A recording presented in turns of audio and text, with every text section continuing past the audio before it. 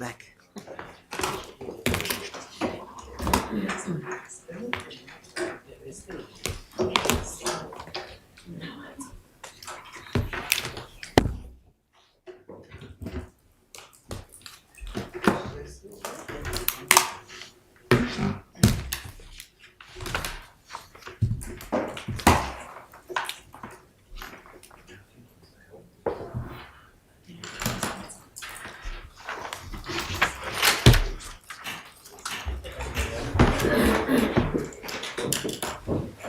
All stand.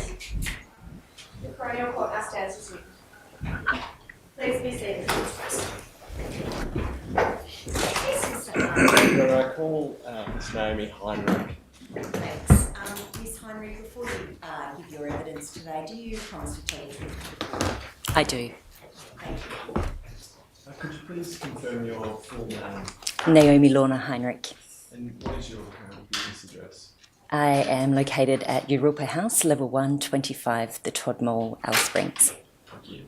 Ms. Heinrich, have you prepared an affidavit for the purposes of this inquest? Yes, I have. And that's dated 22 August 2022? That's correct. Are the contents of that affidavit true and correct? Yes, they are.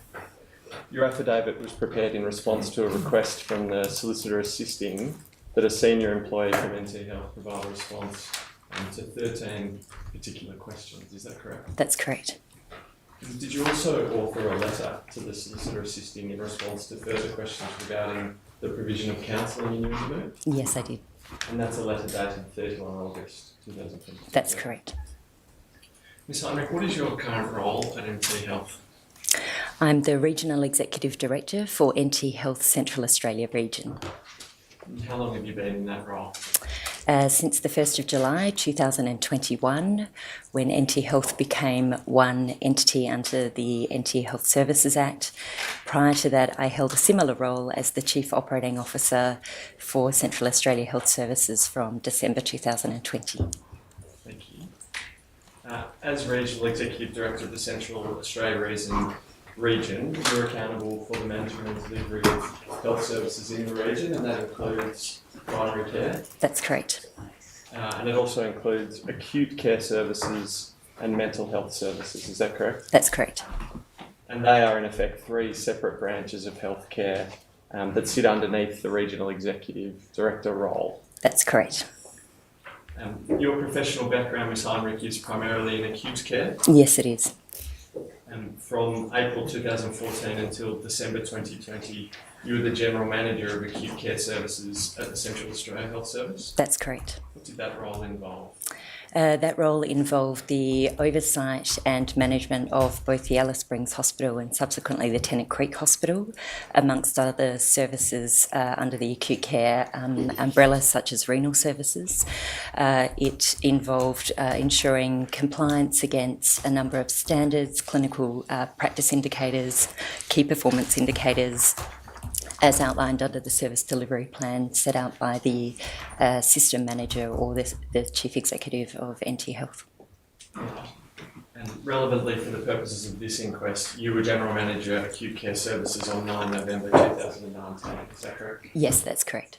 You played no role in the decision to temporarily withdraw the health centre staff from Uendamu on 9 November 2019? That's correct, I didn't. And I understand that on behalf of NT Health you wish to make an expression of condolences? Yes, I do. I wish to extend my deepest sympathies to the family and friends of Kumanjayi Walker, and I offer my sincere condolences to them on this sad loss. Thank you. And you're clinically trained, Ms. Heinrich? I am clinically trained. I am a registered nurse. I was registered in 1992. I practiced clinically for the period of 1992 to 2001, following which I moved into management roles broadly since that period of time. Where did you practice as a registered nurse? At the Royal Adelaide Hospital in radiation oncology and palliative care. All right. Before I move to the subject of your affidavit and the questions that you've responded to from the solicitor assisting, I'd like to ask you about the root cause analysis that NT Health has completed in relation to Kumanjayi's death. Mm-hmm. You're familiar with that document? Yes, I am. And you approved it in your capacity as Regional Executive Director, is that right? Yes, that's correct. Could you tell Her Honour, please, what the purpose of completing a root cause analysis is? The purpose is an opportunity to have a range of stakeholders with expertise, subject matter expertise, to investigate a critical incident, to look at where there could be a recommendation around system improvement. It is very much focused on system improvement and development. All right. It's an effort to lead systems reform or systems improvements within NT Health, is that right? Yes, that's correct. And it's an internal facing document? Yes, it is.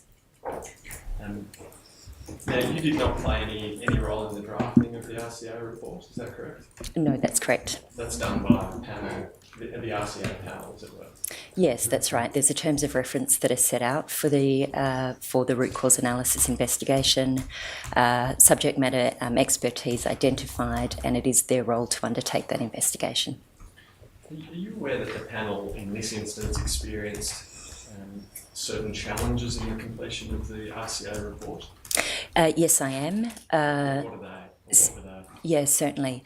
There was some delay in the completion of the report, as you refer to. That was impacted certainly by COVID. So the impact of COVID both on staff availability as well as opportunity to meet collectively during that very intense period for health staff during that period. In addition, we were conscious in terms of the criminal case for Rolf, and as such, we did not want to prejudice that by engaging witnesses that were also providing evidence to that case. Am I correct to say, Ms. Heinricher, is it your understanding that in fact NT Health was unable to access the records of interview, for example, that were completed with the staff, that some of which are now before the coroner for the purposes of the RCA? Yes, that's correct. The end result, Ms. Heinrich, was that by the time the RCA was completed, a number of changes had already occurred that were relevant to the circumstances in Yuendamu in November 2019, including significantly the NTG remote worker safety policy had been developed by the Department of Chief Minister. Yes, that's correct. Can you tell Her Honour about that policy, please? Yes, it was a policy that was released in January 2021. It serves to provide a cross-government agency policy to better support response, again, across those agencies in relation to any incident or potential risk of incident in community. It very much focuses on that collaborative approach, open, clear communication across government agencies, supporting local decision making as well within the regions, and again engaging our resources across a government agency to better support outcomes where risk might be identified. So a very collaborative approach. Was that developed as a consequence of the events in Yuendamu, November 2019? Yes, that's my belief. The evidence before Her Honour has been that there was very limited coordination with other services prior to the withdrawal of the health services from Yuendamu. Do you accept that? Yes, I do. And indeed no consultation with other stakeholders in the decision-making process itself? Yes, that's correct. Do you accept that wherever possible consultation with stakeholders should occur prior to the decision to withdraw health services being made? Yes.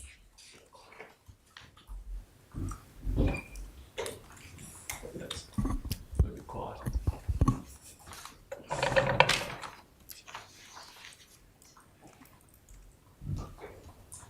And is it your understanding, or am I correct to say that the NTG-wide policy now facilitates consultation and collaboration? Yes, that's absolutely correct. Decision-making is required to occur now through a regional coordination committee? Yes, where the policy is enacted as such, where there is an at-risk or a risk issue identified in a community, a subcommittee of the regional coordination committee is established with the relevant agency stakeholders to work through that particular risk that is identified, work through solution and communicate, of course, across agency and within the community. Thank you. Her Honour has also heard evidence. Has that been put into practice yet? Yes, it has, Your Honour. The subcommittee was established during the criminal trial to ensure that if there were any issues being raised both in Uendamu and in Alice Springs as a result of that trial, there was good communication across those agencies. So yes, that group was established, stood up and communicated regularly during that process. Her Honour has also heard evidence this week, Ms. Heinrich, from staff who expressed a desire to contribute their views on lessons learned coming out of Uendamu. And are you aware of that evidence? Yes, I have heard that evidence. Will you ensure that NT Health seeks input from frontline staff who do wish to contribute to the lessons learned? Yes, I agree, it's very important. Including and perhaps particularly from NT Health's Aboriginal staff in Uendamu? Yes. Whose input was not sought during the decision-making process. Yes. It should have been, shouldn't it? Absolutely. Yesterday, Dr. Reeves' evidence was that those staff may have had relevant information in relation to what was happening in the community and why the property crime had intensified or escalated. Do you accept that? Yes, I do. Finally, in relation to the RCA, it did not grapple with Dr. Reeves' direction to two staff to withdraw to Ualamu instead of to Alice Springs. As you will be aware from the evidence, that direction was not properly communicated or was not followed. Clearly there was a breakdown in communication here. Do you accept that? Yes, I do. Yes. Do you consider that to be a result of a systems issue? On reflection of that evidence, I do. My understanding from Dr. Reeves' evidence and my own investigation into the matters does reflect that there are some complex management communications, or there were during that period of time within the primary healthcare management team. I think they are systemic, and I think there is opportunity to review those and improve those with clearer lines of communication, clearer lines of decision making. If the circumstances that presented on 9 November 2019 were to present today, would it be handled very differently by NT Health, do you think? Yes, I do. We have had the opportunity during the COVID pandemic to respond to emergency. What we have identified through that process is the need for very strong communication and coordination, not unlike the regional approach, but an internal to NT Health.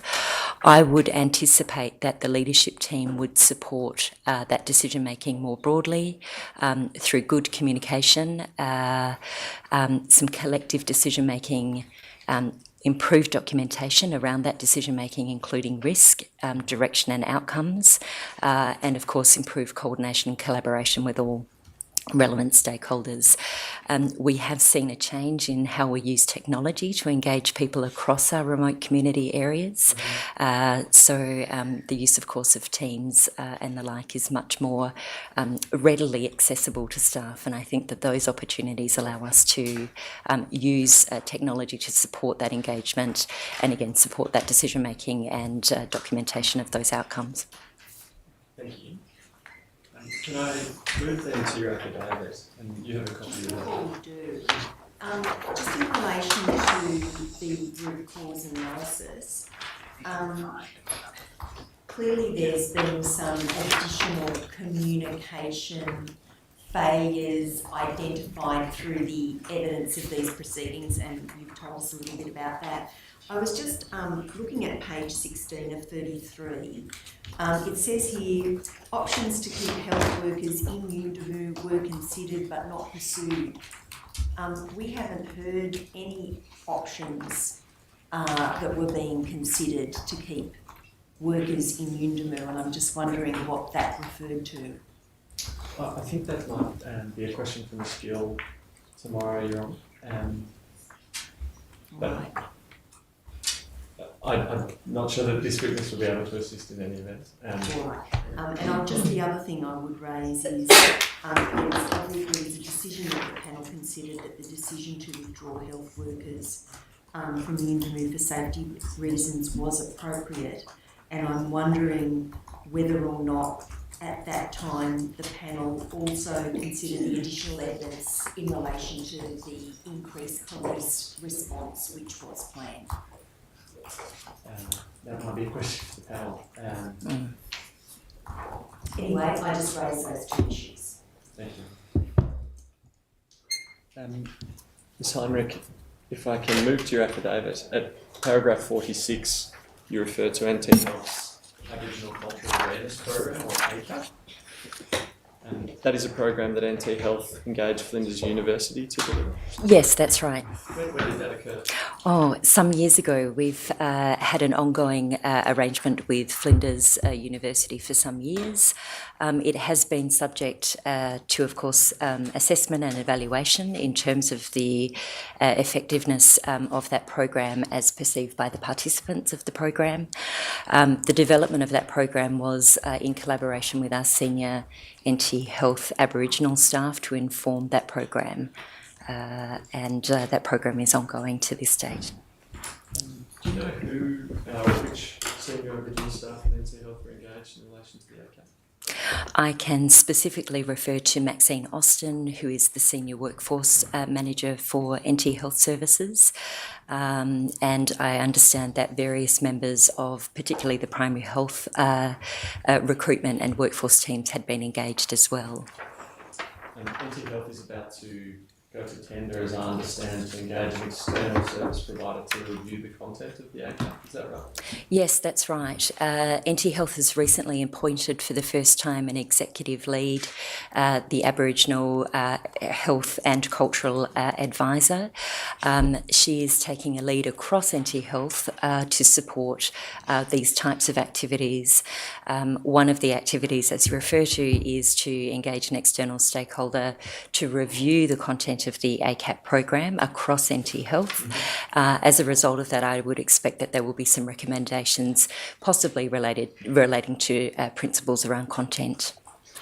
Would you be prepared to make available to the parties at this inquest the ACAP materials so that they might have an opportunity to provide their comments or input on its content? Yes, of course, we'd welcome that. Can you tell Her Honour about the Aboriginal Health Workforce Leadership, Recruitment and Professional Support Team, please? Yes, we like long names in health. That team is specific to our primary healthcare branch or division and includes a number of senior leaders, such as our Director of Aboriginal Health Practitioners, in recognition of the need to ensure that there is some cultural training within each of the remote communities in addition to the ACAP training. This team has an Aboriginal recruitment officer identified for each of the district areas to provide that cultural training and again support the recruitment and development of Aboriginal work staff, again by district, but coordinated locally here in Alice Springs through a leadership team. And how many districts are there? There are 4 districts. Paragraph 88 and 89 of your affidavit, you refer to the established staff cohort at UNDMO and then the cohort as at the time of preparing your affidavit. The UNDMO Health Centre is not fully staffed. No, it's not. Do you know why that is? We have very significant challenges around recruitment in Central Australia, both within primary health care as well as our other branches of mental health and acute care. Recruitment is a very significant challenge for us at the moment across disciplines, and as a result we are having challenges to fill those vacancies. I'll come back to recruitment challenges in a moment. Just as a general proposition though, you would accept, wouldn't you, that having a full cohort of permanent staff based in communities the best way for us to, or for NT Health rather, to deliver health services effectively in a remote community? Yes, absolutely. Why is that so important in your view?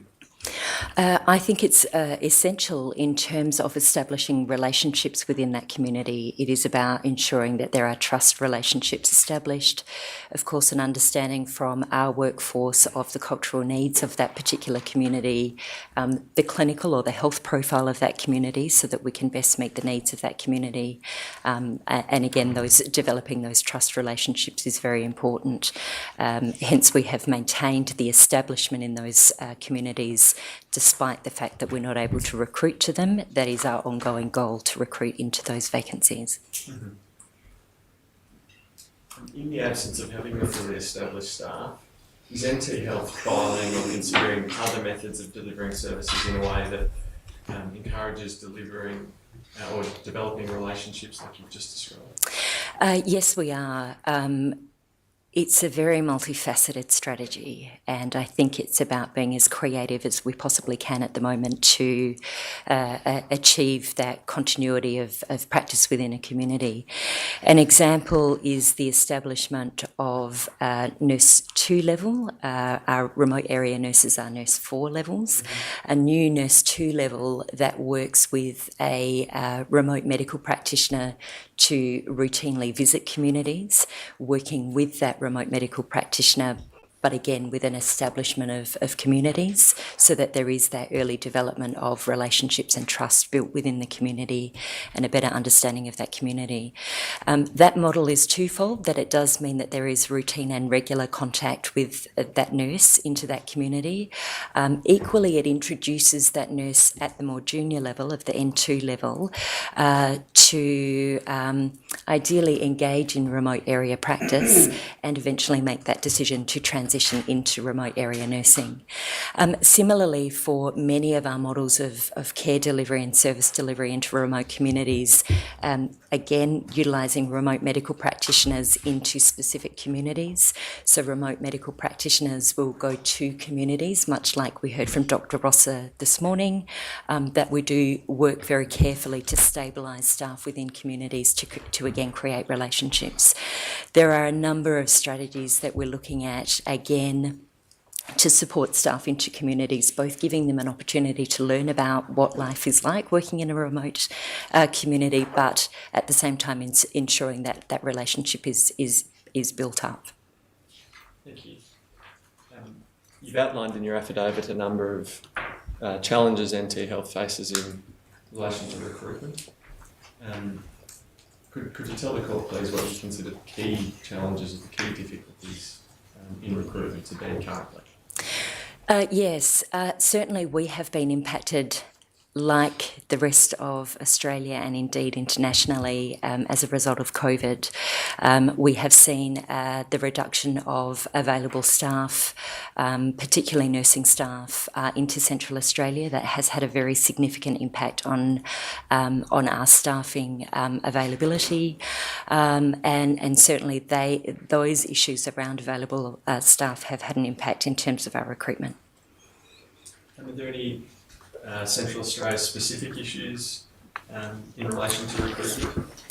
Yes, I think from our perspective, we are identifying challenges again across a number of our work areas. So to give you an idea of our current vacancy rates, within Central Australia itself, we have a nursing vacancy rate of 23%. In primary healthcare, we have a vacancy rate of 27%. In mental health, unfortunately, a vacancy rate of 42%, and in acute care services, 20%. So I think there's a combination of things that lead to these outcomes, and they look quite different within those areas. We, as an NT Health, are advocating for remuneration that is equivalent to other jurisdictions, and that is an ongoing challenge for us. So there are certainly those issues that we're addressing, amongst a number of issues in terms of both attracting and retaining staff. Paragraph 100 of the affidavit outlines some challenges specific to recruitment in remote areas.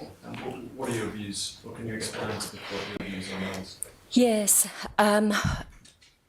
And I think we've heard from some of our witnesses who had previously been employed with NT Health or perhaps employed with NT Health as agency staff. There has been, I think, a change in the way that staff prefer to work.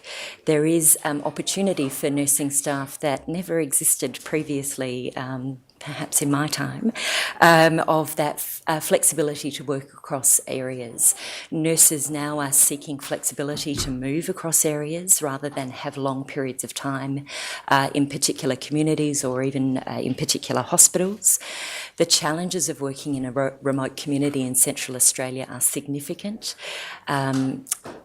It is hot, dry. There are limited services available for people in those communities. It is challenging for people to relocate with their families to those communities in terms of service availability.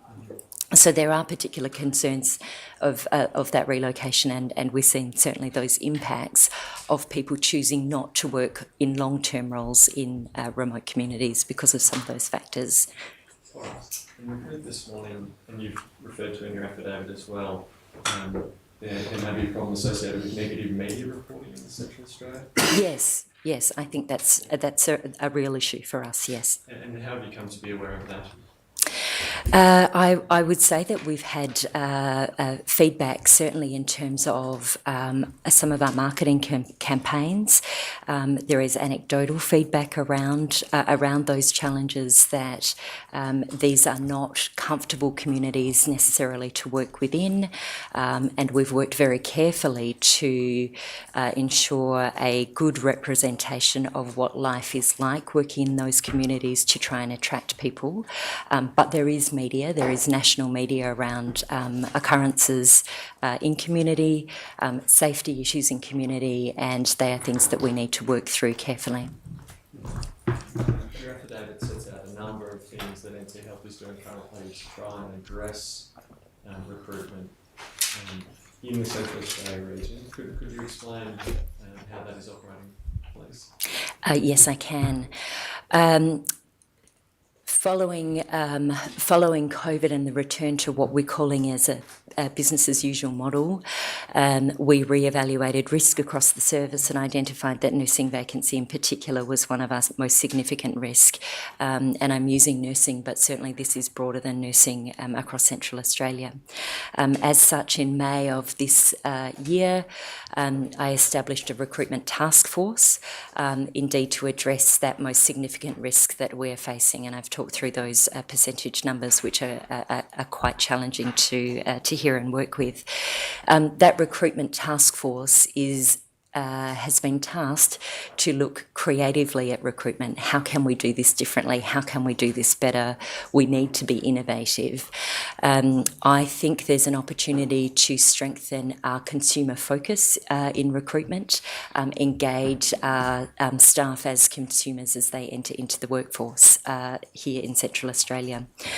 We will be establishing a recruitment hub in Alice Springs with that concept of a wraparound service for new staff entering into Central Australia. So that work is being established to prepare that hub, looking very much at that onboarding experience. The first experience you have on arrival is a very important experience. So we need to ensure that as we onboard staff, both here in Central Australia in Alice Springs and out in remote communities, is the best experience we can provide for a particular individual. What can you tell Coronial about what NT Health is doing to increase its employment of Aboriginal staff? Yes, we have a number of strategies around recruitment of Aboriginal staff. We have a number of staff who are dedicated into those roles to support and coordinate recruitment. We have a senior Aboriginal Leadership Employment Opportunities Committee, again encompassing senior leaders across Central Australia to oversight that work. Recently, as an example, we had an Aboriginal staff forum to consider recruitment and retention specifically to Central Australia, and we anticipate those outcomes will be tabled shortly with executive to address. Beyond that, there are a number of strategies including, for example, right throughout the spectrum of learning and development. We undertake school work experience visits, so industry visits or industry tours into our services to ensure that, in this case, school children have an understanding of the scope of positions or roles that we have in health services, and ensuring that all of those roles are open to people. We offer school apprenticeships for school students studying a Certificate 2 or a Certificate 3, again across a number of specialty areas through that school apprenticeship program. We offer cadetship programs for people undertaking bachelor programs such as nursing or perhaps social work, and we, in addition, have particular targets towards Aboriginal specific positions such as Aboriginal health workers at the Certificate 2 level, Aboriginal health practitioners at the Certificate 4 level. We're currently looking at the establishment of a new role, a health coaching role, that is likely to be pitched at the Certificate 3 level. We're working with leads across NT Health and in association with the Commonwealth around establishing that particular function. A lot of the work that we're doing is looking at that succession planning, so that opportunity for our Aboriginal employees to enter the workforce, but equally to gain further skills and to succeed within the workforce. So again, those opportunities for career development are very important to us and to developing staff within our service. And you've told me recently about some successes that you've observed in that.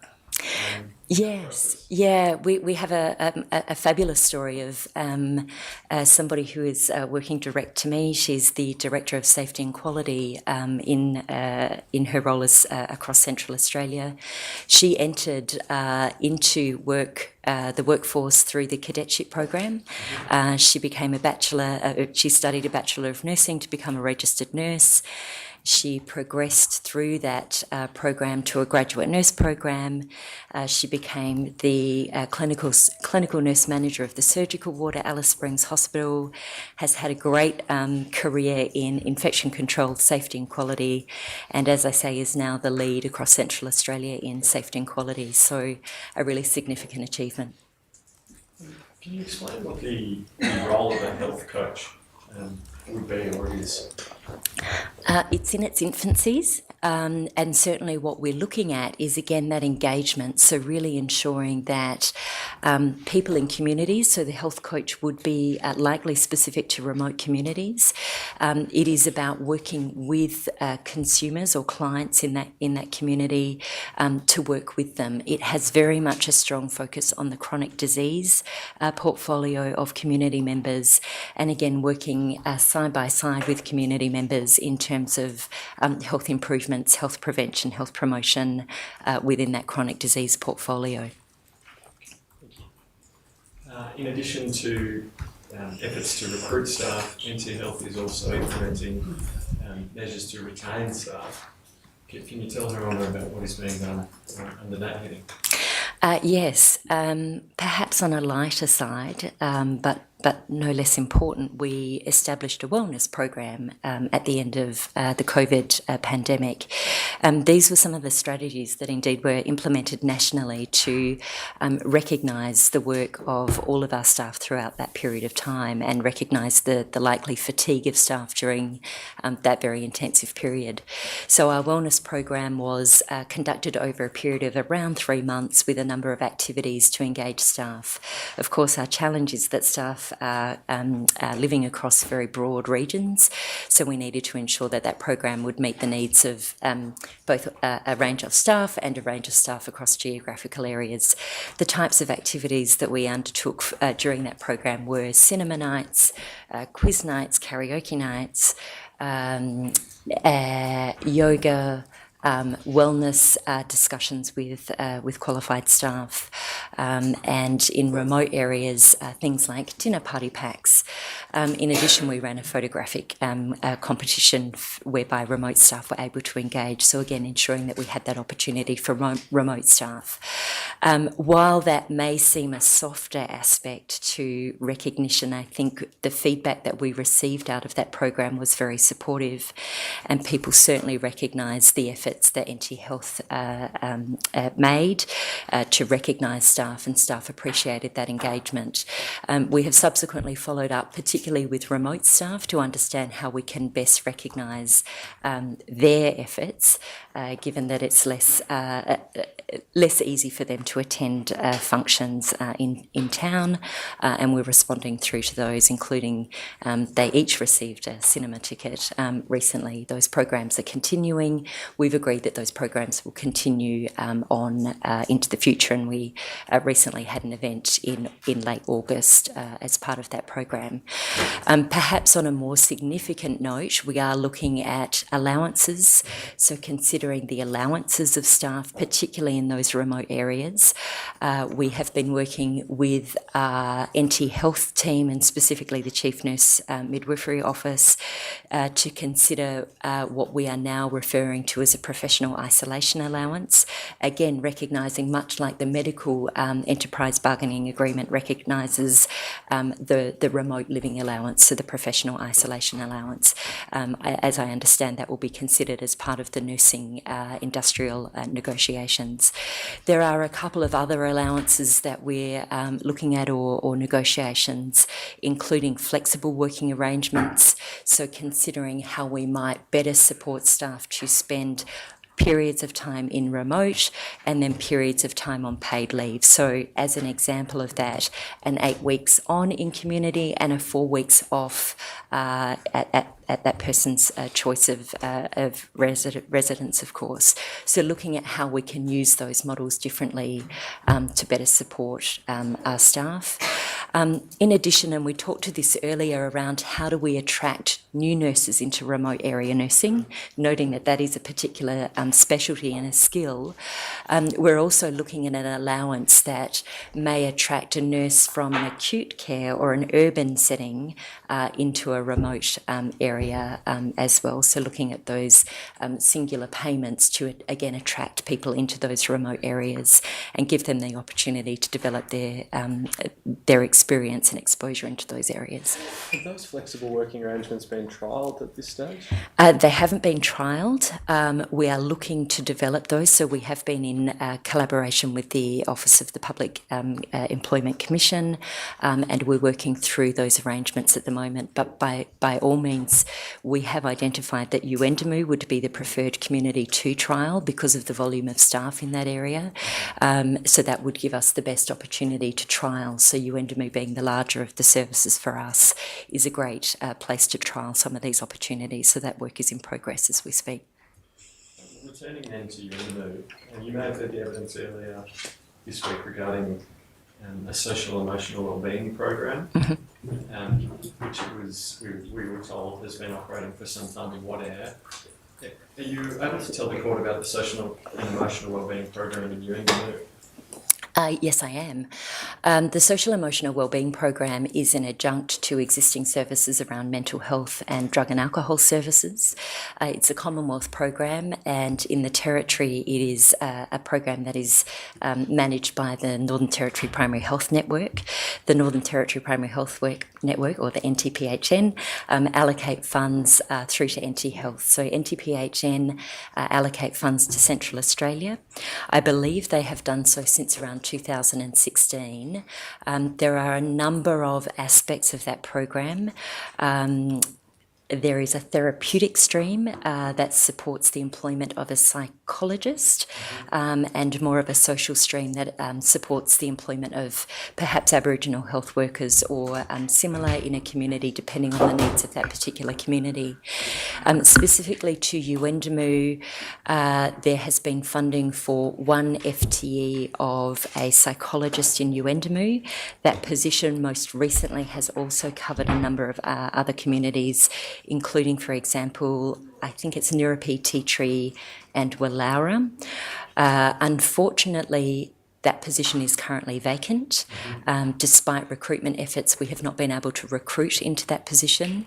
There is some thought that we may be able to recruit into that position in the early new year. There is some discussion with potential candidates around that.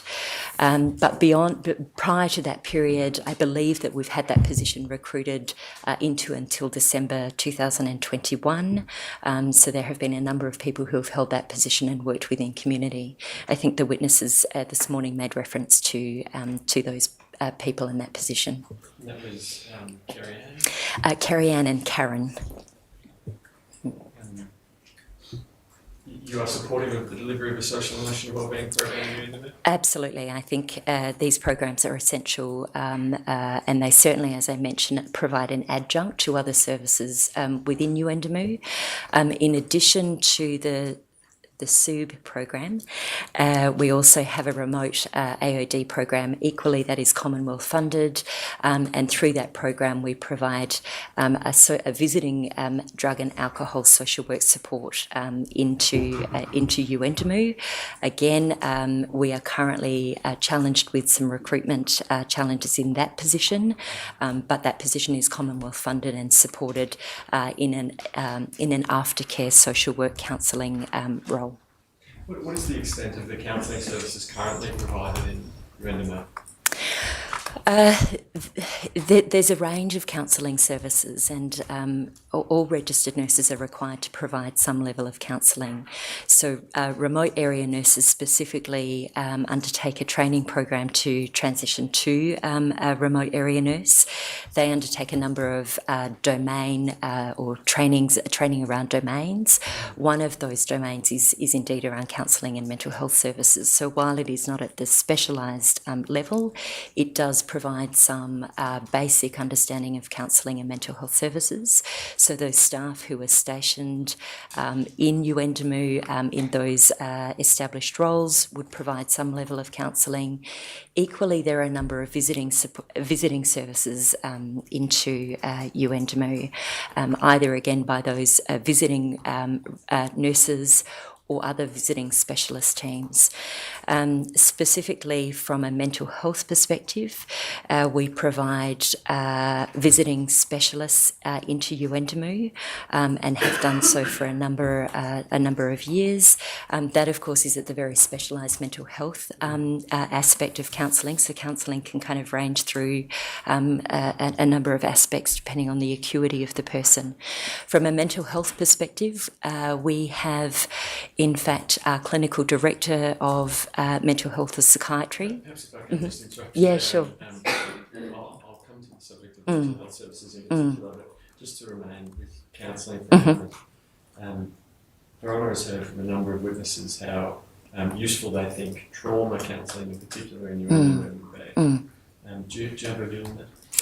Yes, absolutely, and certainly the principles of the social emotional wellbeing program do encompass a trauma framework. Why do you think that would be beneficial?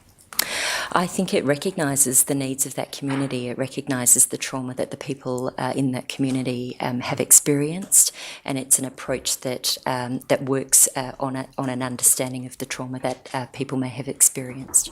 And what are the difficulties then with putting trauma counselling in place? Recruitment. It's very repetitive. So recruitment is a real issue for us. As I say, we have an FTE that is funded. We can't recruit into that position at the moment. Equally in the AOD space, who would also, the social worker there would also likely use a trauma-informed approach to service delivery. Again, there's recruitment challenges. So certainly recruitment into those positions is a significant challenge. Your letter to the solicitor assisting stated that the federal government provided in the order of $300,000 in funding to WIDAC to provide social and emotional wellbeing services in response to the events of November 2019. Is that correct? That's correct.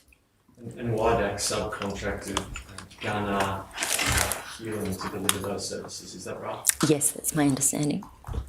That's an organisation based in northern New South Wales.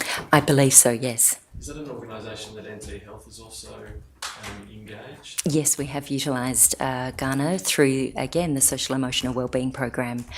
So our team have engaged that organisation to support our work as well. Are you aware of an equivalent service based in Central Australia? I'm not, I'm sorry, no. And let's return to the subject of mental health services then. The services delivered in UNDMO, that's done by outreach. Yes, it is. In addition to the team or the established team that we have in UNDMO, we provided a very significant number of outreach services into UNDMO. So a fly-in, fly-out approach of specialist services. One of those services, amongst many, of course, is psychiatry services. So our clinical director of mental health, Dr. Marcus Tabart, has been travelling to UNDMO for the last 24 years. He started his career as a remote psychiatrist in Central Australia and has continued that commitment to visit UNDMO. He, along with a training registrar, so a trainee psychiatrist, and an Aboriginal health worker, visit UNDMO on a period of 6 to 8 weeks. Of course, there has been some interruption with COVID over the past couple of years, but the schedule of visiting is 6 to 8 weeks. Do you consider there's a need for greater mental health services in UNDMO? There is always a requirement for more, and certainly it is about assessing what services we provide. So we need to consider what is it that we provide, what are the demands from that community, and what are the referral requirements from that community. Certainly that is something that we do across all services, not just mental health services. We very much utilise the expertise of the staff in a community such as UNDMO to provide that referral, and that gives us an understanding of what services would be required in that community. So again, that should be evolutionary in terms of what services are going into communities. All right. Paragraph 164 of your affidavit, you've noted that there is a long-standing local health advisory group in UNDMO. Yes. Are you aware that that group has not convened for some time? Yes, I am. Many months, as I understand? Yes. During the COVID period, the health leads met with community staff with a very different type of, a focused discussion. Since COVID, since again our return to business as usual, I understand there have been challenges to re-establish that advisory group. What are those challenges? I think it's a challenge around coordination. My understanding is that there have been a number of attempts, perhaps up to 6 attempts to coordinate a meeting.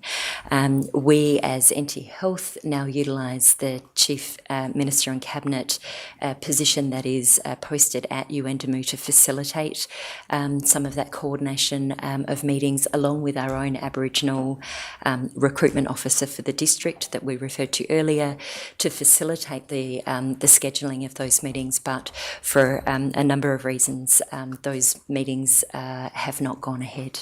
On one recent occasion, I understand from your affidavit that that's been a consequence of unrest. Yes, that's correct. Am I right to say that Dr. Reeve has travelled out to UNDMO on a number of occasions in order to try and meet with the local advisory group? He's a participant. Yes, he is. But he's been unable, the group has not convened. That's correct.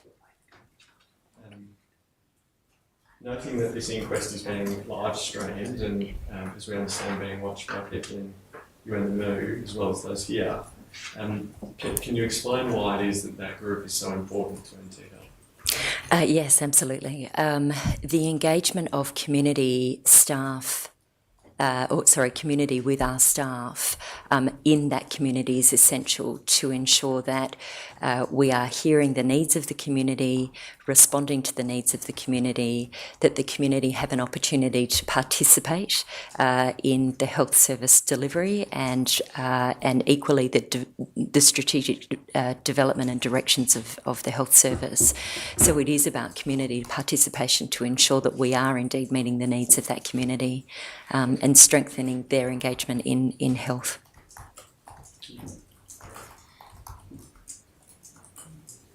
Are you aware that there's been unrest recently in the UNMO community that has also resulted in the health centre needing to lock its doors at times?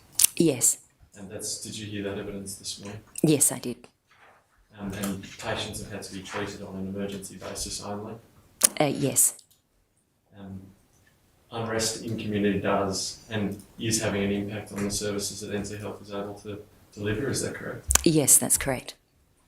We heard yesterday that a measure that NT Health has employed to increase staff safety in remote communities since December 2020 is the use of security guards. Yes, that's correct. Are you aware of which communities currently are being serviced by security guards?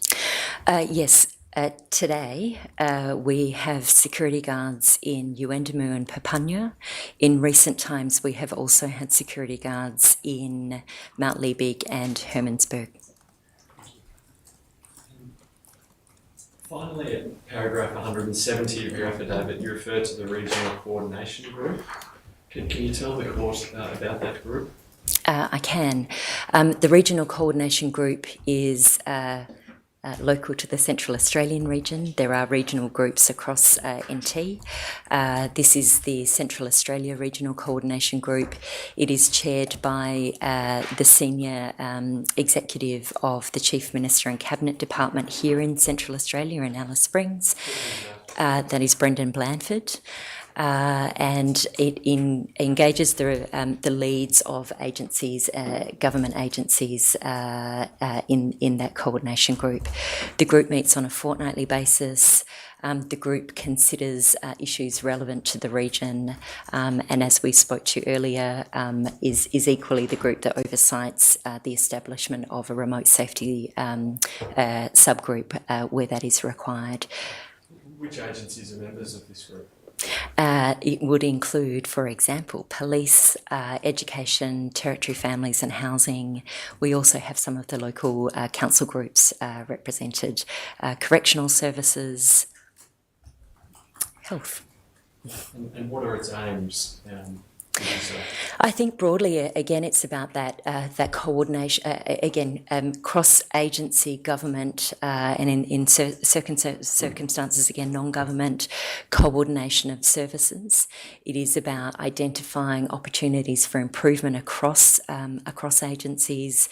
It's that coordination, it's the collaboration, it's information sharing, it's pooling our resources where we possibly can to achieve better outcomes for community, be it urban or remote, in Central Australia. Can you tell the court about some of its recent achievements or outcomes it has put in place? Yes, absolutely.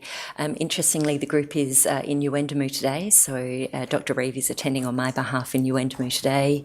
The group has recently commenced regular visits to our remote communities, again to ensure the respect is demonstrated that it is the senior leadership team working with the communities, again to look at opportunities for improvement and development. Most recently I attended a visit to Harts Range where those executive leads spent the day with members of the community to visit the various services within Harts Range, hear from the community essentially around what is working, what is not working. As a result of that collaboration and interaction, the Regional Coordination Group develops an action list that is endorsed by those community present at that day, and it is then the accountability of the Regional Coordination Group to oversight implementation and outcome against those actions. We had previously undertaken a visit to Papunya, and there of course are further visits that's scheduled. As I mentioned today, there's a group in Uendamu. I think there's great opportunity again for collaboration. We're working or about to commence a piece of work looking at early childhood, where health will work more closely with education against some specific targets as well. So really that coordination approach. And you mentioned pooling of resources. Can you give us an example of that? Yes. As an example, certainly it is again looking at where we reduce duplication within a region. So how can we share resources more significantly? As a small example, certainly the Department of Education, through again this coordination and collaboration, have at times shared the security resources in Uendamu, where that has been a shared funded opportunity, and again looking at some of the programs that we deliver to ensure that there's not duplication. A very recent example is some of the recruitment materials that NT Health have developed, noting the very specific needs in Central Australia, and obviously that's very targeted around our Central Australia experience. We have provided those to the Department of Education here in Central Australia to ensure that they can utilise those materials as well. So again, opportunity for real collaboration, decision making, and again communication across those agencies. Those were my questions. Thank you. I know the time. We might take the lunch break and we'll see you about 1:30. Thank you. All stand. The Coronial Court now stands temporarily adjourned.